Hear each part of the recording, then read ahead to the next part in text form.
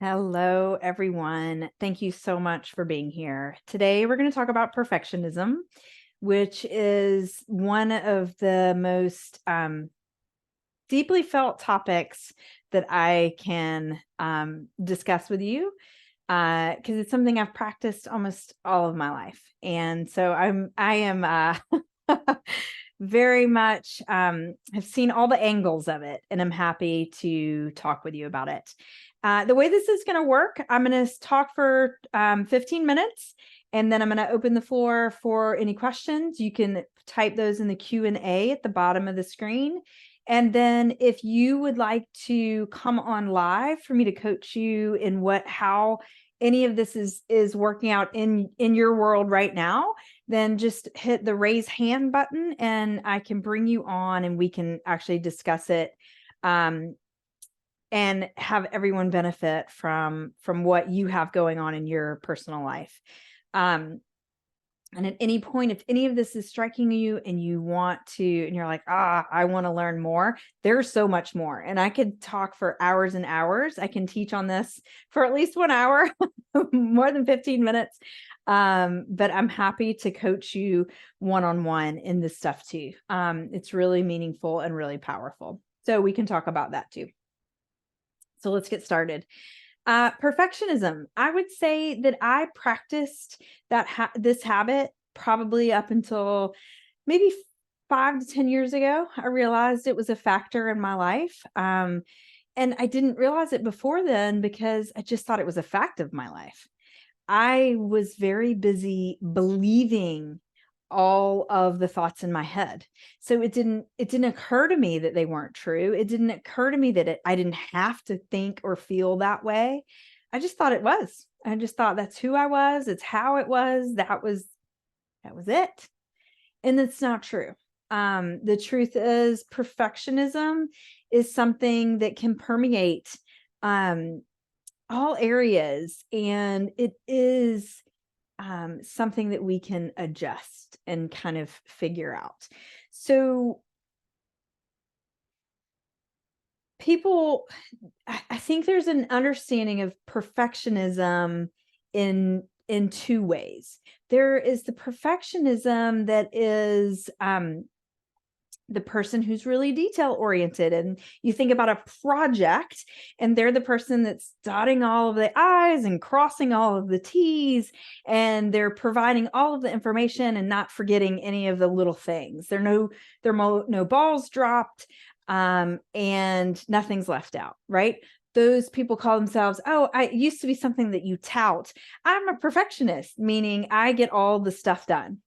And good for those people. I would say a better term for those people is detail oriented. Those people are not identifying themselves with each T crossed or each I dotted. They're saying these are the tasks that I need to do, and I'm going to do them all. I'm going to see it through. And that's detail oriented. That's focused. That's a lot of different things. It's not necessarily perfectionism, as I'm going to talk about with you today. So the other side of perfectionism is believing that there is this pedestal of doing it right. There is this idea that there is perfect, and usually, always, I'm somewhere here to way down here, like underneath the pedestal. Sometimes I live underneath it. There's this idea of perfect, and I'm not it. And I'm dissatisfied because of that. I'm frustrated. I'm critical of myself. I might even believe in myself, but I'm also criticizing myself because I haven't reached that pedestal, and other people do. So what does that look like? This idea of perfectionism is there's something in my life that I am not doing well. There's something in my life where I'm not it. I'm no one's example.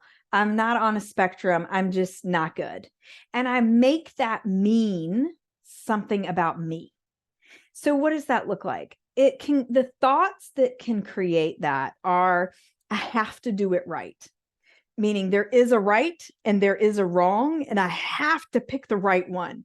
I have to do it right. Not well, not well. Doing it well would be great. Doing it okay would be good. But I've got to do it right. Puts it on that pedestal again, right? I should be able to, whatever it might be. I should be able, I am in this role as a parent or a business owner or a friend. I should be able to show up for this person or not yell at my child or complete this goal in my business. But I'm not, right? I should be able to do it. I have the knowledge to do it, but I'm not doing the doing it that gets me up there on that pedestal of doing it right. I know in with that is I know better, but there's something flawed about me that keeps me from doing the better. I know better, but I'm not doing better, right? So all of those thoughts show up in a lot of different ways. They show up in different forms, but they show up to give us this feeling of not there, right? I'm not enough. So what is the emotion that comes from those thoughts? Usually just sort of not good, right? Usually something pretty awful. They can look like shameful, like I'm not good enough, flawed. Some people have said to me, disgusting. I feel disgusted that I am not doing what I should be doing in this arena. Disappointed, discouraged, hopeless. Those can all be emotions that come from those feelings that I'm not good enough. I'm flawed. What I've done in the past that's gone well is just luck.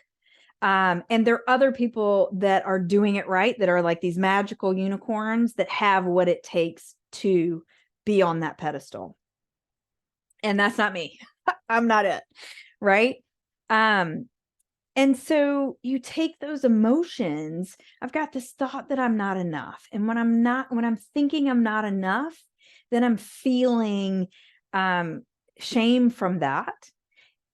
And when I feel shame or whatever emotion, that just generally stinky emotion, the actions that I take can look like procrastination. I should be able to do this differently. I hate myself for not doing it well. But I can't learn this now. I'm going to do it when this is right, or this is better, or the time works differently. I've got too much going on right now to be better at. So it can look like procrastination. It can look like freezing, doing nothing. Because I suck, I'm not only not going to go after a goal, I'm not even going to set goals.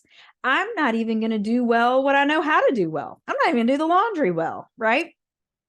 So it looks like freezing, doing nothing. It can look like comparison. I'm going to go onto Instagram and I'm going to see all the people who are out there doing it perfectly with nice lighting and excellent makeup, right?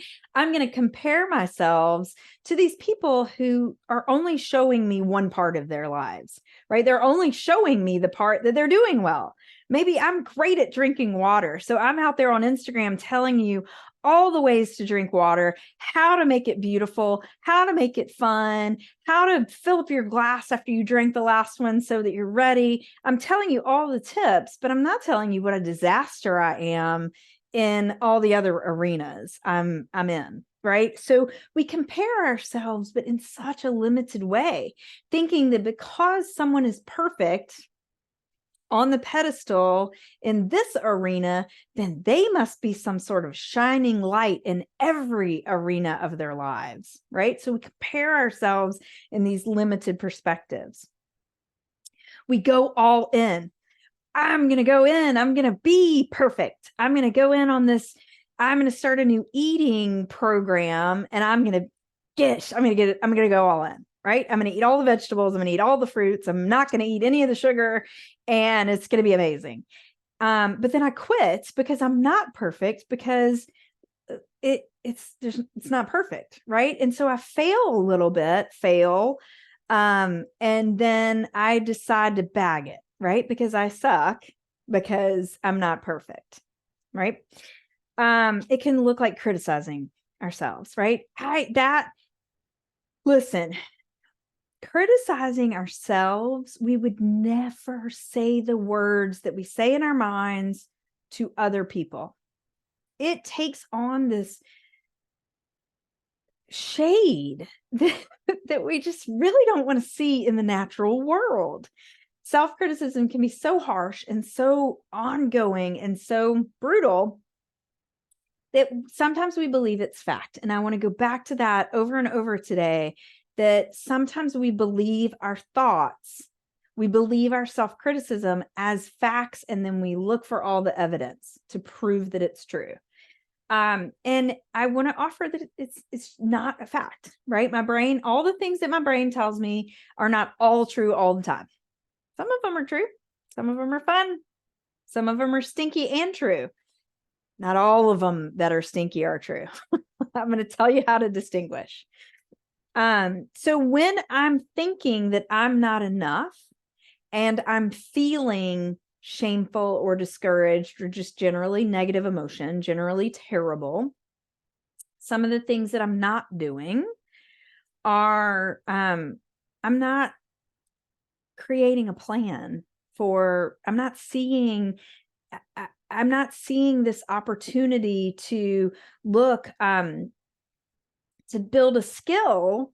I'm making it an identity of mine. I am terrible at riding a bike. Therefore, I'm terrible at all sports of all kinds. I'm not an athlete, right? I'm terrible at one element. And so I'm just terrible. That's my identity, not a skill that I might learn, right? Because I'm not making a plan, I'm also not making a plan to learn. I'm not making a plan to kind of suck at the beginning, to be bad as I practice in order to get better. We look at kids when they're learning to read, and nobody's like berating them. Oh my gosh, you didn't know which versus which. You're like, you're not spelling that correctly.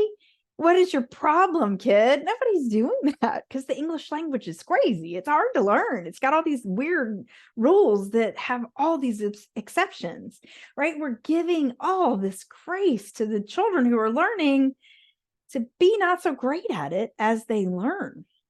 But we don't do that to ourselves. I don't know at what age we stop allowing, but I got to tell you, my 8-year-old is pretty hard on himself too. He's already not allowing himself the space to learn. So it can start really early. What else are we not doing? We're not identifying the separate steps. We're not saying, okay, in this skill, I'm going to have to learn this part, and then this part, and then this part, and then this part. I'll start here, because I know I can't just start here. I got to build this foundation first. So we're not breaking it into steps. We're not creating the first step. We're not allowing that building of learning. We're not focusing on one habit at a time that gives us the ability to really sink into learning that skill before we try to build the next one. A lot of times we're just putting it all in. I'm going to be perfect for this whole month. This is the month of me doing the thing, right? And then inevitably we don't do the thing perfectly, and all of a sudden we still aren't perfect. We still aren't great. We still are terrible. We let that define us. We're not practicing. We're not, okay, I'm going to see what it feels like today, and kind of see. I'm going to be a little bad at it at first, but I'm going to see what it feels like and take that knowledge and then learn about the next step. We're not practicing. We're not identifying wins. We're not saying, oh, this went well today, I'm going to do more of that. We're also not identifying challenges. So we're looking at what didn't go well as just proof that we're terrible, not as opportunity that we can learn this skill better. Oh, that didn't go well. What I'm going to do differently is XYZ in order to keep learning the skill. Get curious about it instead of defining ourselves. So we're not identifying those specific areas to improve. We're just blanket making ourselves wrong. So that's what we're not doing when we're in that perfectionism mode of I'm not good enough. I'm not good enough. And I'm embarrassed about that. When I'm embarrassed, I'm not like being scientific about it. I'm procrastinating and comparing. I'm not being scientific. I'm making it my identity, not a skill I need to learn. So the result that we create in that is we're not satisfied with ourselves or our lives. So if I'm a parent, I'm a terrible parent because at one point I said words to my child in an elevated voice. I yell at my child, therefore I'm a terrible parent. That feels horrible. And, where do we go from there? I don't know, just tossing the towel. Right? I'm not satisfied with myself. The idea that the things that we think about in our mind, it's like, how are we showing up when we put our head on the pillow? How are we thinking about the day? How did it go? If I'm a perfectionist, I'm looking for all the ways I didn't do it right. And so when I lay my head on the pillow, I'm really dissatisfied. I could beat myself up if I weren't so dang tired for like a good half hour before I just let it go. I wake up, maybe I'm waking up, and how am I addressing the day? Am I looking forward to what I can accomplish and learn? Or am I like dreading what I'm about to face and how I'm going to handle it? So how am I satisfied? The results can show me what am I thinking? What is my perfection level? So what do we do with this? We've got this pattern of thoughts that lead us to this stinky feeling, that lead us to not really producing the results we want in life, and we're just not feeling satisfied.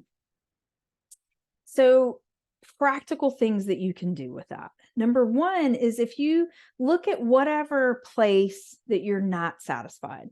Now, it may be all of the places. You may be a blanket perfectionist. It's very interesting. My mom is probably one of the hardest people on herself that I've ever seen. I learned it honestly. She did too. But she totally owns her profession. She's retired now, but was a math teacher for high school and middle school, and she owns it. She can believe in herself in that. She knows that she did well. She connects to how she taught the students, saw them where they were, identified their challenges, helped them identify their challenges, and learn the math. She can believe in herself in that arena. In any other arena you offer her, she's got nothing. She's got nothing to tell you good. I say that to my son all the time. What do you got? What do you got? Tell me something good. And he'll, he's kind of like, oh, I don't know. I mean, I forgot what happened 3 minutes ago. What are you talking about? What's something good? I don't know. But identify when you're looking at this perfectionism in your life, you can identify, break it up into areas, right? If you feel like you're not a good parent, what are the things that you're doing? And it's easier to start with how do I suck? We can more easily allow our minds to say these things. And I recommend writing them down. What are the ways that you suck? You're welcome. Please don't stop there. That is not the only thing I want you to do. So identify the ways that you are not happy with where you are. Once you identify that, I'm not a good parent. I am not, whatever. I can't do this or that or that or this, whatever I should be doing better. Then look at that and ask yourself, what is the skill I need to learn to improve in that? So part of identifying the skills is breaking that is part of your identity. I'm not a good parent. Well, that's really not true. Like I can tell myself that all day long because I yell at my kid. But the truth is I'm so loving. The truth is that little creature has taught me so much and I'm so grateful. The truth is also all these kind of things. However, I yell at my kid, and I don't like that about myself. I don't like that I go to anger quickly. I don't like that sometimes I say things that come out way wrong and it's not good. So, what is the skill that you need to learn when you're not doing the thing you want to do well, right? Let it be a skill, not who you are. So separating who you are. Now, listen, you can't go to rainbows and daisies, right? You can't say, I don't know this skill, but I'm amazing, right? Your brain won't believe that because it's been so busy telling you that you suck for so long that it's just going to use that against you. Sometimes we'll use like an affirmation. I'm beautiful. An amazing parent. I'm all these things. And in our minds are going to like, yeah, except for that time, except when, and our brains will start fighting. Right. And so instead of eliciting that fight within yourself, just try to go neutral. I'm a bad parent. I yell and I'd like not to. Identifying that skill and then going neutral. I'm a person who sometimes says kind words and sometimes doesn't. Right? I'm not totally unkind, but I'm certainly not ever totally kind. I'm both. And when I'm feeling angry or unkind, how am I showing up? Can I show up differently? Bring it to that neutral place. So we can go deeply into all of the skills that you can develop, making a plan, planning to not be great, giving yourself grace, identifying the separate steps. We can go into all of that later, but the first 3 steps are just separating your identity from the habits that you've practiced. Perfectionism is a habit that you've practiced. It's not who you are. I know that seems crazy. It's not who you are. It's just a habit you've practiced. It's a pattern you've been in. And because you've done it a bunch of times, you're really good at it. I'm good at that one, at least. So separating your identity, I'm a human with a child. I'm a parent.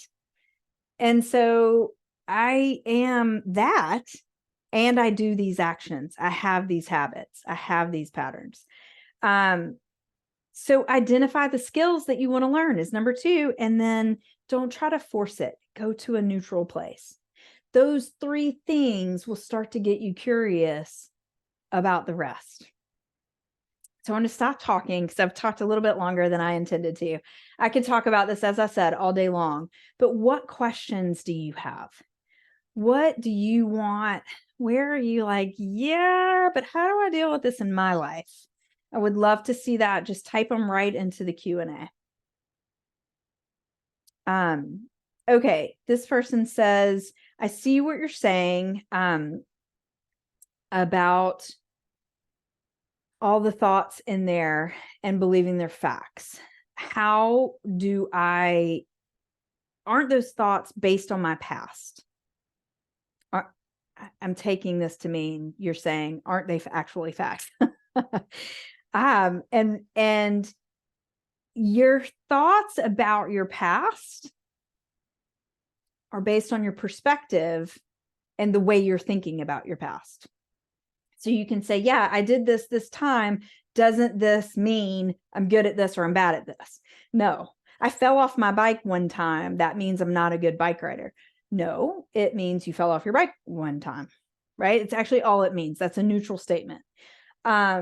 What you make it mean is what's repeating in your mind. What you're telling yourself about falling off your bike one time is, and this example is very deep to me because I dislocated my ankle years ago. And for the longest time, I held a big grudge against myself because I fell off my bike.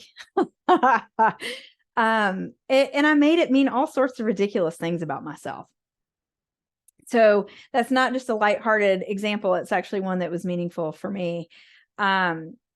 So your thoughts about your past are based on your perspective about the past event and what you're telling yourself that that event meant about you. So your thoughts are shaded, they're perspective, they're subjective, right? They're not scientific. It's a great question. So when you start to question your thoughts, you can get curious. Oh, how do I feel when I'm thinking that thought? If I feel terrible, maybe that thought isn't the only one about this subject. Are there other, can I get curious about why I'm thinking about it that way? Who else has a question?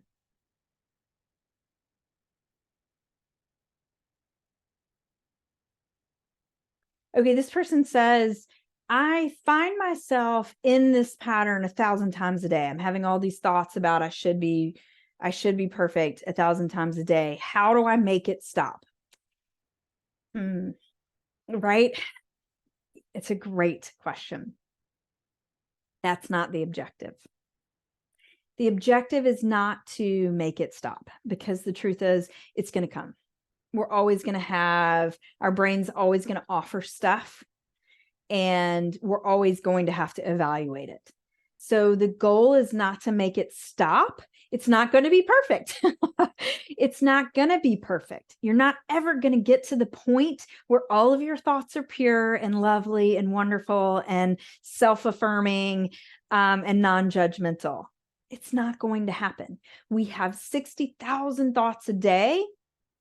We cannot control all of them. But what you can do is start to say, how do I feel about what I'm feeling? If I don't want to feel that way, I don't necessarily have to. It's not the only option to believe that I'm not a good person. And you can use those skills of identifying the habits, separate the skill, start to identify the skill you want to learn, and bringing it just to neutral. So that's a great question. It's not the objective to stop it. It's to become aware of it and then to become intentional in it. Okay, any other questions? See, we're a couple of minutes past time. So without seeing any hands raised or any more questions in the Q&A, I'm gonna stop there. I so appreciate you being here today. It is really wonderful to be able to speak to you live. I'm going to put this recording on YouTube. So if you would like that, you can hit the raise hand now, and I'll send that to you if you want to drop your email in the Q&A. I'm the only person who sees that. And I'll send you my YouTube link to this recording. And there are other things, everything that I have taught so far, I'm working on putting on there. So you'll see more and more come on there throughout the week. Thank you for being here. If you would like to work one-on-one, I'd love to do a consultation with you just to see what's going on in your world and see if you would like to dig in a little bit deeper, and learn more about perfectionism or whatever it is and how that can affect your life. So I welcome that too. I appreciate your time. I appreciate your energy here, and I hope you have a wonderful Friday. Thank you so much.